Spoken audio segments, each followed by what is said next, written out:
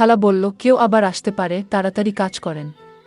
এরপর আমি আমার কাজ শুরু করলাম। হ্যালো বন্ধুরা, আমি আজকে তোমাদেরকে বলবো কাজের খালার সাথে ঘটে যাওয়া এক গোপন ঘটনা। বন্ধুরা, আমি আব্দুল, আমার বয়স 20 বছর, এক ইঞ্জিনিয়ারিং কলেজের সেকেন্ড ইয়ারের ছাত্র, থাকি কলকাতায় মেসে।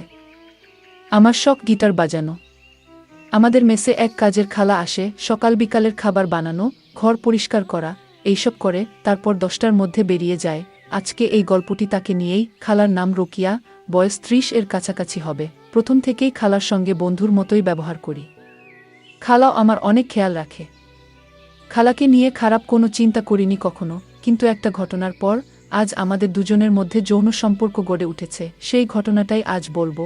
আজ থেকে প্রায় 2 মাস আগের ব্যাপার। একদিন সন্ধ্যায় অনেক বৃষ্টিতে ভিজে কলেজ থেকে বাড়ি ফিরলাম। খুব টায়ার্ড ছিলাম, তাই চান না করেই কিছু খেয়ে ঘুমিয়ে পড়লাম। পরের দিন সকালে উঠে দেখি খুব জ্বর। ইতিমধ্যে কলিং বেলের আওয়াজ। কোনো রকমে উঠে গিয়ে দরজা খুললাম। আমাকে দেখেই খালা বলল, কি হয়েছে তোমার?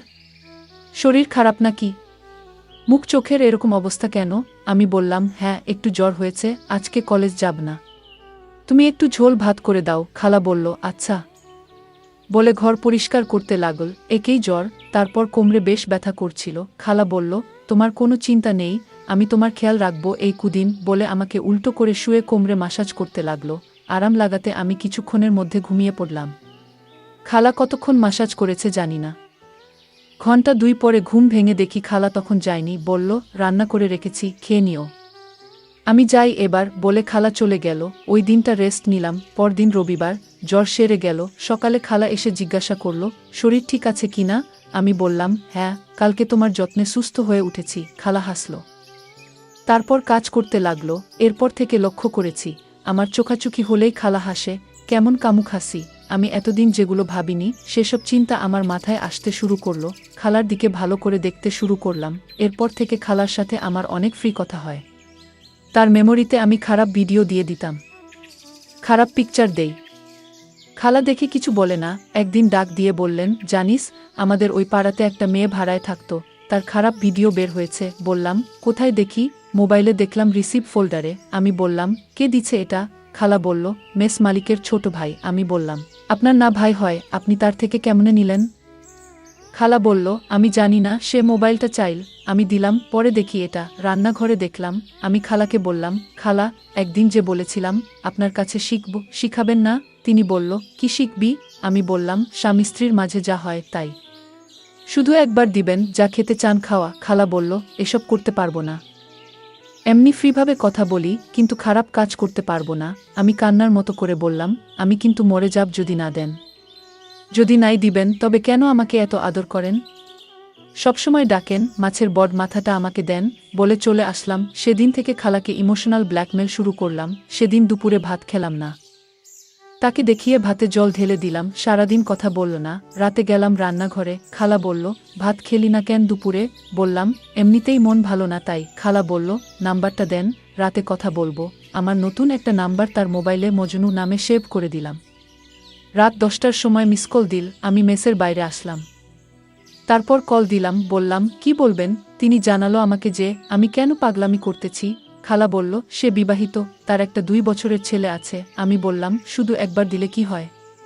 আপনাকে দেখলে আমি নিজেকে ঠিক রাখতে পারি না। আপনার স্বামীর সাথে থাকেন কেমন করে? খালা বলল, আমার কিছু মনে হয় না, না করলেও চলে। আমি বললাম, খালা, সত্যি একবার দেন না, চিরঋণী হয়ে থাকব। খালা বলল, দেখা যাক কি করা যায়। এরপর ফোনে কথা বলা শুরু হয়। 2015 সালের অক্টোবর মাস। কিছুদিনের জন্য মেস বন্ধ দিবে। খালাকে বললাম, খালা, আপনি আমার সাথে প্রায় 1 বছর কথা বলতেছেন, দিবেন দিবেন করে দিতেছেন না কেন? তিনি বলল, ভয় করে, যদি কেউ জানতে পারে তবে লজ্জায় মুখ দেখাতে পারবো না। 10 দিনের জন্য মেস বন্ধ হবে, তাই খালাকে গরম করে তুলতেছি বিভিন্ন কৌশলে। 10ই অক্টোবর খালাকে কল দিয়ে বললাম, দেখুন, আমি আপনাকে পছন্দ করি এবং ভালোবাসি। আপনাকে তুমি বলতে চাই, তবে তা মোবাইলে, মেসে সবার সম্মুখে আপনি করে বলবো। খালা বলল, তোমাকেও আমার ভালো লাগে। কিন্তু আমি বললাম, কোনো কিন্তু নয়, তুমি আমার চাহিদা পূরণ করবে কিনা?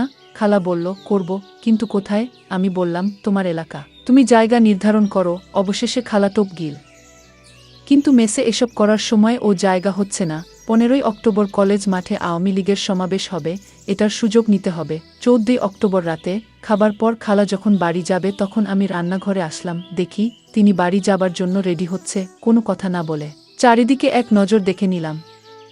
খালার কানে কানে বললাম, কালকে সবাই বাইরে থাকবে, দুপুরে মেস খালি, তখন কিন্তু দিতে হবে, নচেত আমি তোমার রান্না খাবো না। খালা কিছুই বলেনি, শুধু নির্বাক দাঁড়িয়ে থেকে চলে গেল। খালা ভাবতেই পারেনি আমি তার শরীরে হাত দিব। 15 তারিখ সকালে খাবার দেওয়ার পর বলল, তুমি তাড়াতাড়ি চলে এসো। আমি বললাম, আমি তো লোক দেখানো যাব, সমাবেশে থাকবো না, তাড়াতাড়ি চলে আসব। খাওয়া সেরে মেসের সবাই আওয়ামী লীগের সমাবেশ দেখতে চলে গেল। লোকে লোকারণ্য, রাস্তায় মানুষের ভিড়ে হাঁটা অসম্ভব। কলেজ মাঠে পৌঁছে সবার সঙ্গ ত্যাগ করে ফাঁকা স্থানে এসে খালাকে কল দিলাম, তিনি কল ধরল না। অনেকবার কল দিলাম, অবশেষে দুপুর 12টায় মিস কল দেয়া। আমি কল দিয়ে বললাম, আমি কি মেসে যাব? খালা বলল, এসো, আমি অনেক চিন্তা করে আসতেছি। কলেজ মোড়ের রাস্তা বন্ধ করে দিচ্ছে, তাই তালতলা হয়ে বিজিবি ক্যাম্পের পিছন দিয়ে ভোকেশনাল মোড় হয়ে মেসে আসলাম। মেসে পৌঁছে দেখি সাবেক কন্ট্রোলার রতন দাদা মেসে চ্যানেলে কলেজের সমাবেশ দেখতেছে। আমি বললাম, দাদা কখন এলেন বাড়ি থেকে? ও বলল, আসলাম 1 ঘন্টা আগে। কলেজ মাঠে যা ভিড়, তাই মেস এসে টেলিভিশনের সমাবেশ দেখে বিকালে বাড়ি যাব।